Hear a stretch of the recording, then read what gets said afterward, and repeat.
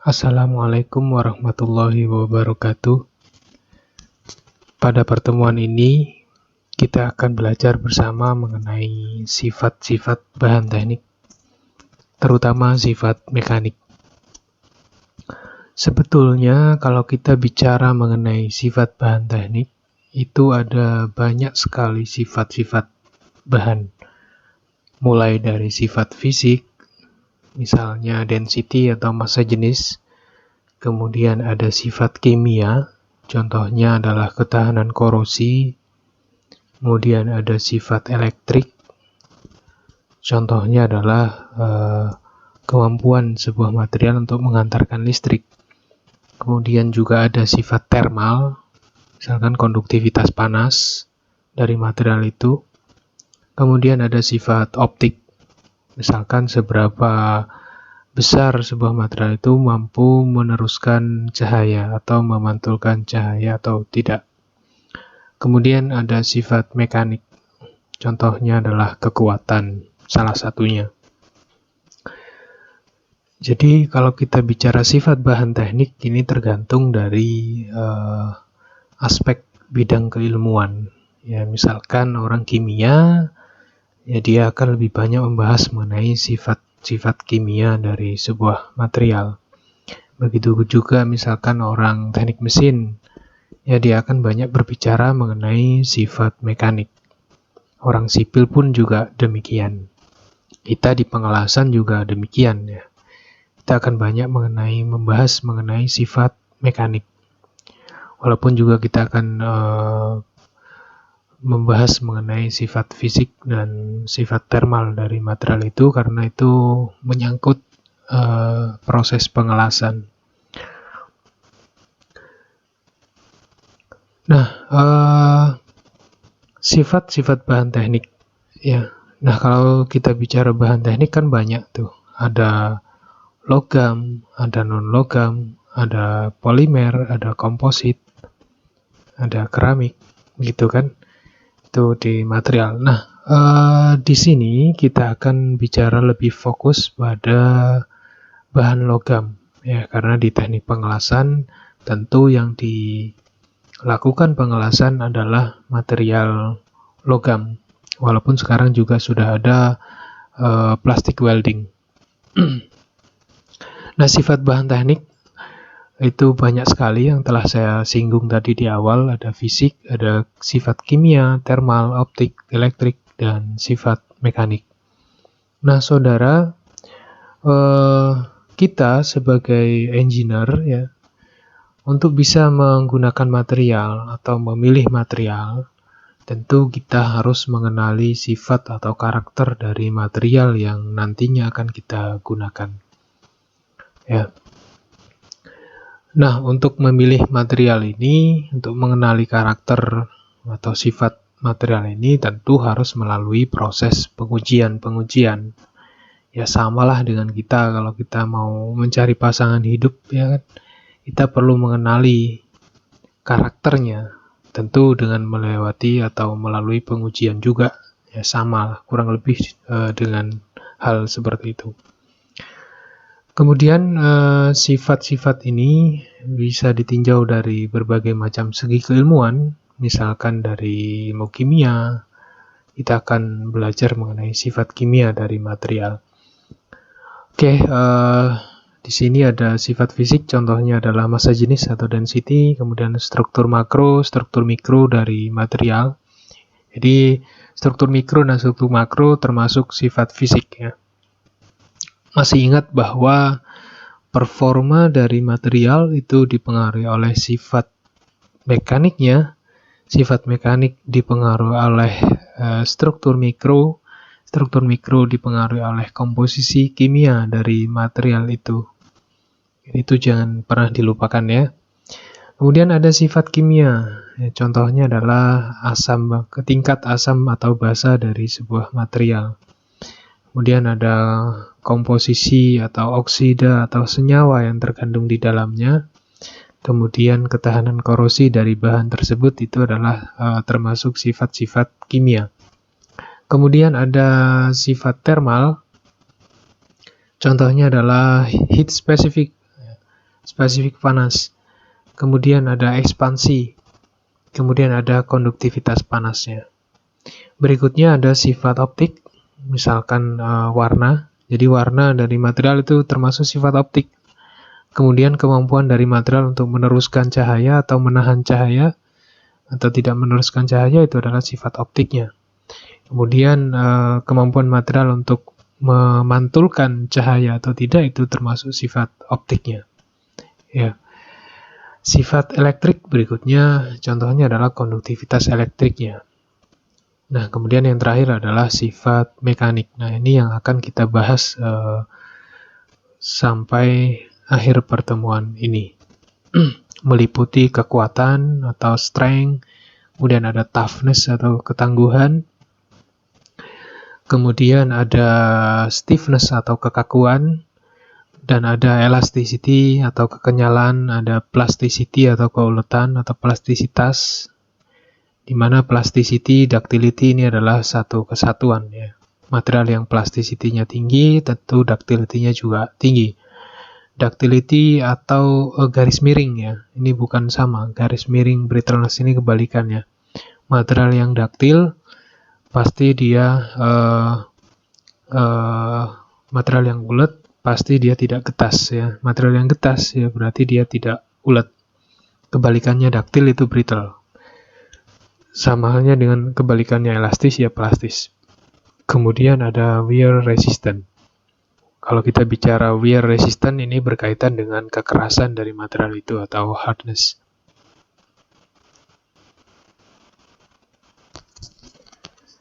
Saudara, tidak semua sifat perlu dipertimbangkan dalam memilih bahan. Karena tidak ada sebuah material atau bahan yang sempurna.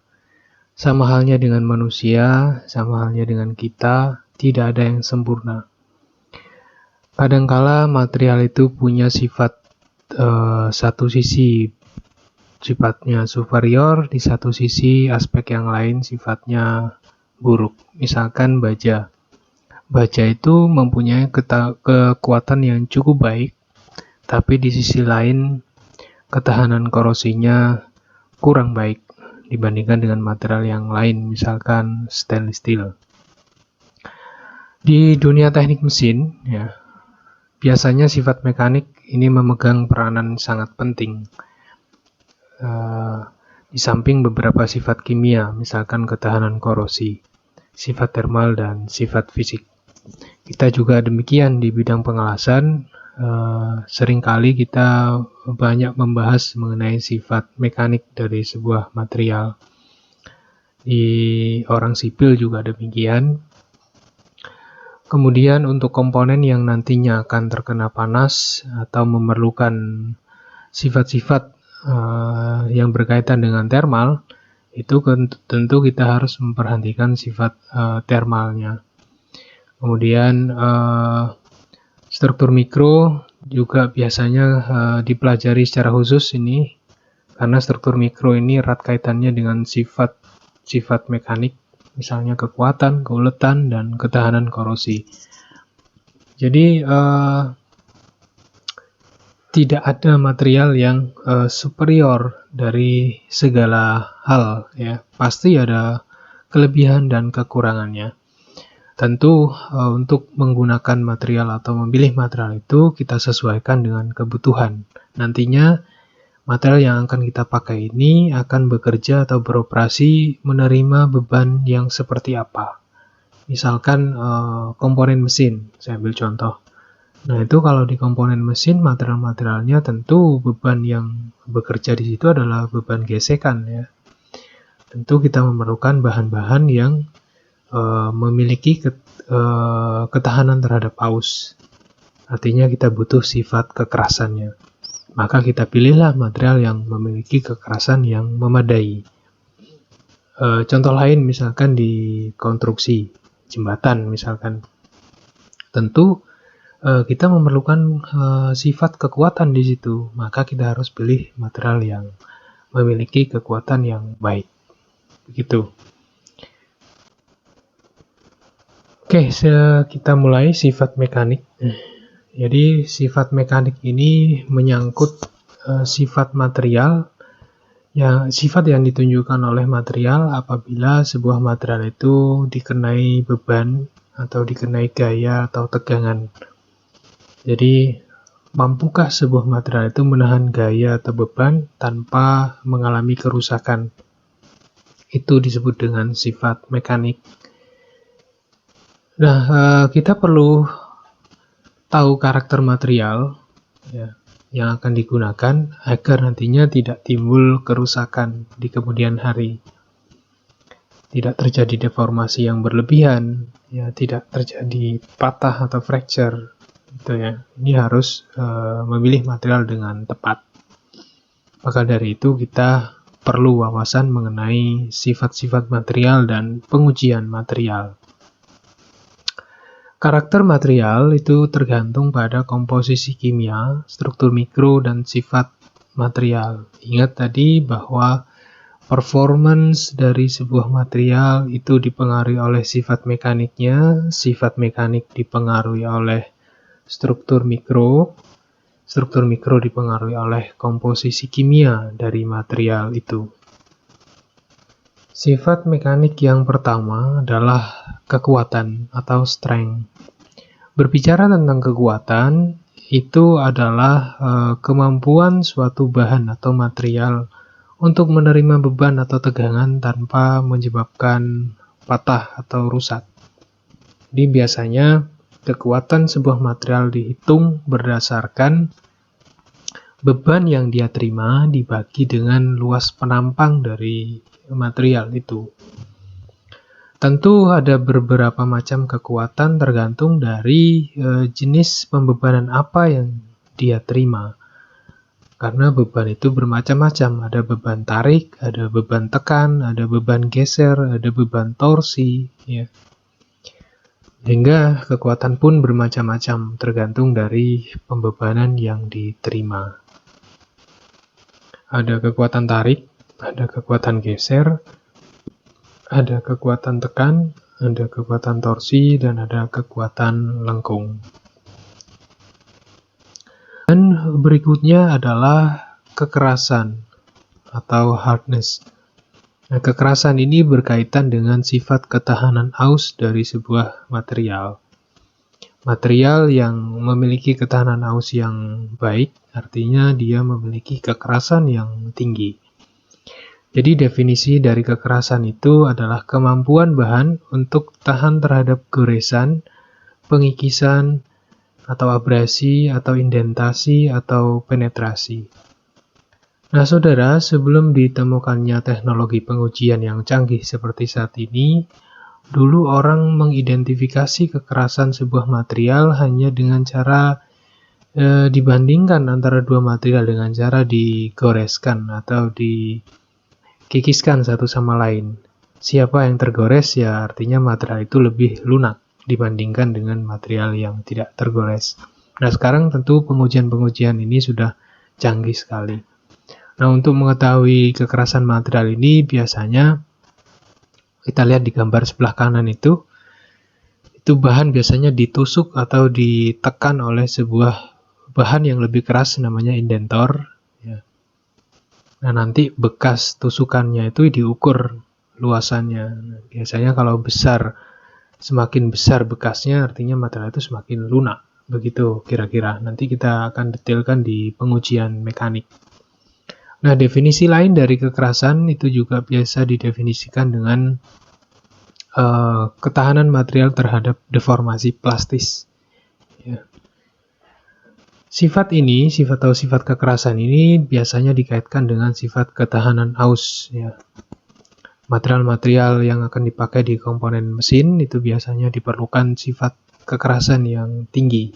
Karena dia menerima gesekan atau bergeserkan antar permukaan yang satu dengan yang lainnya. Nah, kita lihat dua gambar di samping kanan itu. Yang di bawah itu adalah pengujian kekerasan terhadap sebuah material. Di situ ada bekas seperti tembereng bola itu ya, bekas indentasi.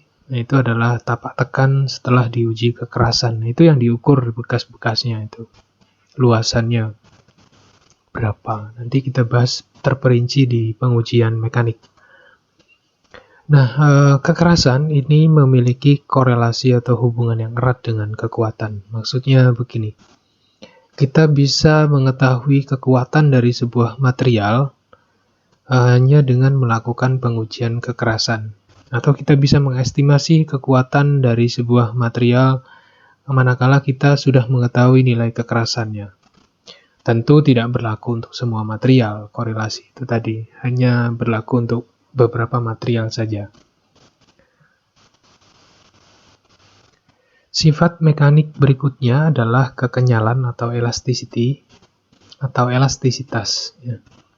Nah, kalau kita bicara elastisitas ini, gampangannya kita bayangkan kalau kita punya material karet gitu ya.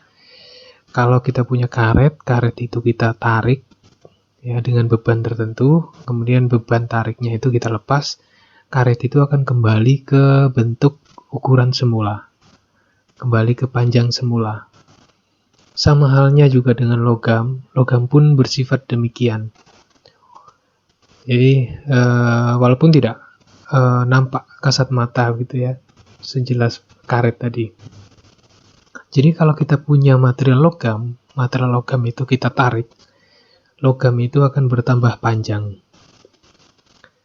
Namun apabila beban tarikan itu tadi kita lepaskan, selama bebannya ini tidak melampaui batas tertentu, maka logam yang tadi semula bertambah panjang, ketika dilepas dia akan kembali lagi ke bentuk dan ukuran semula. Nah, itu yang dimaksud dengan kekenyalan atau elasticity atau elastisitas. Jadi kemampuan bahan untuk kembali ke bentuk ukuran semula setelah menerima beban yang menimbulkan deformasi atau perubahan bentuk. Itu adalah pengertian dari elastisitas. Atau definisi lainnya adalah kemampuan bahan untuk menerima tegangan tanpa mengakibatkan terjadinya perubahan bentuk yang permanen setelah tegangan dihilangkan. Jika suatu benda mendapat tegangan, maka akan terjadi perubahan bentuk. Bila tegangan yang bekerja tidak melewati batas tertentu, maka perubahan bentuk yang terjadi tadi hanya sementara. Perubahan bentuk itu akan hilang setelah tegangan atau beban dihilangkan. Namun sebaliknya, jika tegangan yang bekerja itu sudah melampaui batas, maka sebagian dari perubahan bentuk itu akan tetap ada walaupun tegangan dihilangkan. Nah, batasnya ini yang disebut dengan batas elastis. Nah, itu kita bisa ketahui dari pengujian. Berapa sih batas elastisnya? Nah, itu melalui pengujian. Uji tarik nanti. Nanti saya akan jelaskan di pengujian mekanik. Kemudian sifat mekanik berikutnya adalah kekakuan atau stiffness. Kekakuan atau stiffness ini adalah kemampuan bahan untuk menerima tegangan atau beban tanpa mengakibatkan terjadinya perubahan bentuk atau deformasi atau defleksi. Atau bahasa mudahnya adalah lendutan. Ya. Dalam beberapa hal kekakuan lebih penting daripada kekuatan. Ya. Saya jelaskan dulu kekakuan itu apa ya. Nah, kalau kita lihat di gambar sebelah kanan ini ada seorang yang mengangkat beban di mana batang yang menghubungkan antara kedua beban itu melengkung setelah diangkat. Nah, kalau material yang memiliki kekakuan yang tinggi, maka batang itu lengkungannya atau defleksinya atau lendutannya itu tidak akan besar. Jadi dia akan tetap lurus. Itu material yang kaku. Tapi kalau dia lendutannya banyak, itu artinya material itu tidak stiff atau tidak kaku. Contoh lain misalkan kalau saya punya sebatang besi, kemudian kedua ujungnya saya tumpu, kemudian di bagian tengah batang besi tadi saya beri beban. Nah, gambaran dari kekakuan ini adalah seberapa besar terjadinya defleksi atau lendutan yang terjadi setelah ada beban di tengah tadi. Kalau batang besi tadi melendutnya banyak atau defleksinya besar, ya, artinya material itu tidak kaku, yaitu adalah kekakuan. Nah, perlu saudara ketahui bahwa kekakuan ini linear dengan kekuatan. Material yang memiliki kekuatan yang tinggi umumnya juga memiliki kekakuan yang tinggi pula, ya. Nah, di sini ya, di poin kedua, dalam beberapa hal kekakuan lebih penting dari kekuatan. Saya kasih contoh, misalkan untuk bahan-bahan yang dipakai sebagai kerangka dari mesin permesinan, misalkan mesin bubut ya. Mesin bubut itu rangkanya harus terbuat dari material yang punya stiffness yang tinggi agar hasil pembubutannya presisi. Kalau materialnya itu tidak cukup kaku, maka hasilnya nanti tidak akan presisi.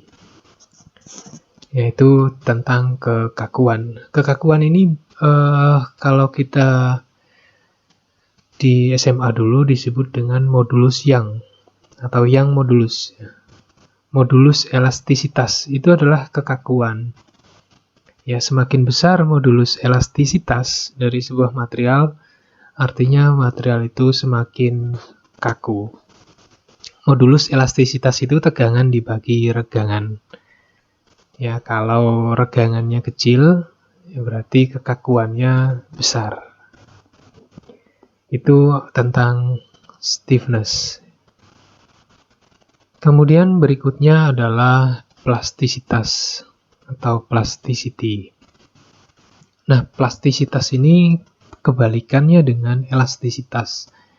Kalau di elastisitas itu adalah kemampuan material untuk menerima beban tanpa mengalami perubahan bentuk permanen. Kalau yang plastisitas ini kemampuan material untuk menerima beban, kemampuan material untuk menerima beban dan seberapa besar perubahan bentuk permanennya. Semakin besar sebelum dia putus, itu dikatakan bahwa material itu memiliki plastisitas yang besar atau yang tinggi. Jadi kemampuan bahan untuk berdeformasi permanen secara besar sebelum akhirnya dia rusak atau putus. Nah, sifat ini sangat diperlukan bagi bahan-bahan yang akan diproses atau dibentuk melalui proses forging, rolling, extruding, atau proses-proses yang lainnya. Saya beri contoh, misalkan plat-plat baja yang dipakai untuk bodi mobil, itu dalam prosesnya dibentuk, dipres, ya, untuk mendapatkan desain tertentu atau bentuk tertentu. Nah, kalau bahan yang digunakan itu tidak cukup memiliki plastisitas yang baik, maka ketika dipres itu bisa pecah, bisa rusak, bisa robek, ya. Namun karena materialnya memiliki keuletan yang cukup baik, sehingga dia mudah dibentuk jadi bentuk yang sangat rumit sekalipun.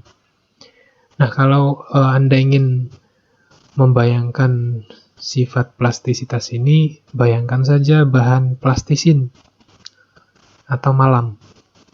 Ya, kita bisa lihat bagaimana plastisin itu bisa dibentuk, ya, dengan mudahnya. Nah, tentu logam-logam yang memiliki plastisitas yang baik ya juga seanalogi dengan plastisin itu tadi, mudah dibentuk tanpa mengalami kerusakan karena dia mampu mengalami deformasi permanen, ya, yang besar. Bahan yang mampu mengalami deformasi plastik atau deformasi permanen yang cukup banyak ini dikatakan bahan yang memiliki keuletan yang tinggi. Bahan-bahan yang tidak menunjukkan deformasi plastik dikatakan sebagai bahan yang memiliki keuletan yang rendah atau getas. Jadi kebalikan dari ductile adalah brittle. Ya, itu tentang plastisitas. Kemudian sifat mekanik berikutnya adalah ketangguhan atau toughness. Nah, ketangguhan ini berbeda dengan sifat mekanik sebelum-sebelumnya. Kalau sifat mekanik sebelum-sebelumnya tadi yang sudah kita bahas, yaitu mulai dari kekuatan, kekakuan, kekerasan, elastisitas, plastisitas, itu adalah ketahanan material terhadap beban statis atau beban yang diterapkan atau diberikan secara perlahan-lahan. Tapi kalau ketangguhan, ini bebannya cepat, bebannya tumbukan, bebannya tiba-tiba, ya, rapid loading. Ini disebut sebagai beban dinamis, ya, beban dinamis. Bebannya tumbukan. Jadi definisinya adalah kemampuan bahan untuk menyerap sejumlah energi tanpa mengalami kerusakan. Beda nanti satuannya, kalau di ketangguhan itu nanti satuannya adalah energi, yaitu Joule. Kalau di kekuatan itu satuannya megapascal atau gaya persatuan luas. Atau juga didefinisikan dengan ukuran banyaknya energi yang diperlukan untuk mematahkan suatu benda kerja. Ya.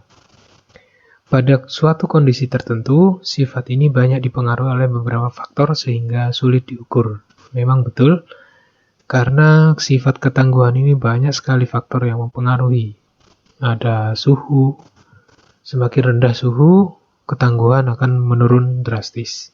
Walaupun ada beberapa material yang memiliki ketangguhan yang baik pada suhu rendah. Kemudian yang mempengaruhi